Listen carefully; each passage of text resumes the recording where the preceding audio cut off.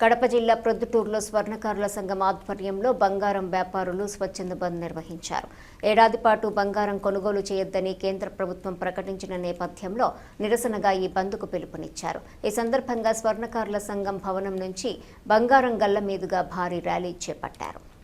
స్వర్ణకారులు తమ దుకాణాలను స్వచ్ఛందంగా మూసివేసి ఆందోళన వ్యక్తం చేశారు. కేంద్ర ప్రభుత్వ వ్యాఖ్యలకు వ్యతిరేకంగా చేపట్టిన ఈ నిరసనలతో ప్రొద్దుటూరులో పలు బంగారు దుకాణాలు మూతపడ్డాయి. స్వర్ణకారుల హక్కులను పరిరక్షించాలని, కులవృత్తిపై ఆధారపడి జీవిస్తున్న కుటుంబాలకు ప్రభుత్వం చేయూతనివ్వాలని ప్రొద్దుటూరు స్వర్ణకారుల సంఘం అధ్యక్షుడు ఉప్పలూరు ఇలియాస్ డిమాండ్ చేశారు. అనంతరం తహసీల్దార్ కార్యాలయానికి చేరుకున్న స్వర్ణకారులు ఎంఆర్ఓ ఉదయ్ కుమార్ రాజుకు వినతి పత్రం సమర్పించారు.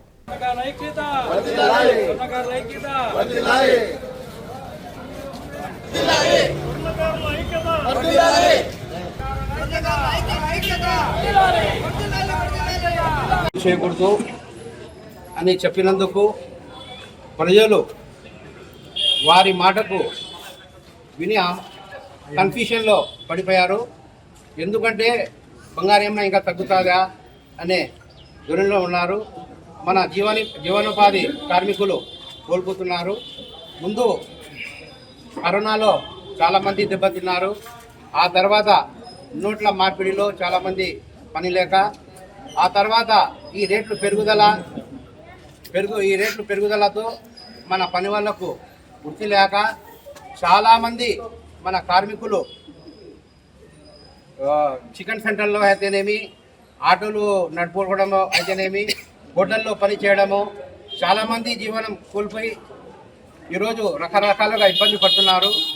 ఈ స్టేట్మెంట్తో ఇంకా మన కార్మికులు ఇబ్బంది పడతారని, దానికి ప్రభుత్వ పరంగా ఏదైనా మన కార్మికులకు ఆదుకోవాలని రాష్ట్ర ప్రభుత్వాలైనా కానీ, మన కేంద్ర ప్రభుత్వమైనా కానీ మన కార్మికులకు ఆదుకుంటారని ఆశిస్తూ,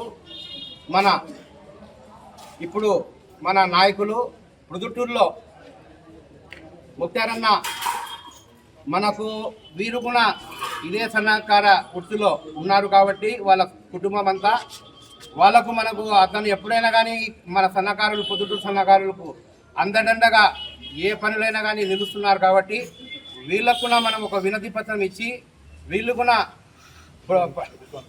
ప్రభుత్వానికి తెలపడానికి, ఎందుకంటే షేక్ కార్పొరేషన్ చైర్మన్గా మన ఇంకా తెలుగుదేశం పార్టీ ప్రధాన కార్యదర్శి బాధ్యతలు వహిస్తున్నారు కాబట్టి అందుకు వాళ్లకు మనము ప్రొద్దుటూరు తాలూకా సన్నకార సంఘం తరపు నుంచి, స్టేట్ సన్నకార సంఘం తరపు నుంచి పూర్తి మన ప్రొద్దుటూరు సన్నకార తరపు నుంచి వీళ్ళకు ధన్యవాదాలు తెలుపుతూ వీళ్ళకు ఒక రిక్వెస్ట్ లెటర్ ఇవ్వడము.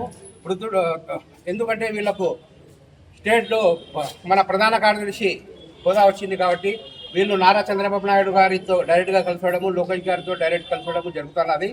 వీళ్ళు కూడా మన సమస్యలు వినిపిస్తారని ఆశిస్తూ వీళ్లకు మనము ఒక లెటర్ ప్యాడ్ చేయడం జరుగుతుంది.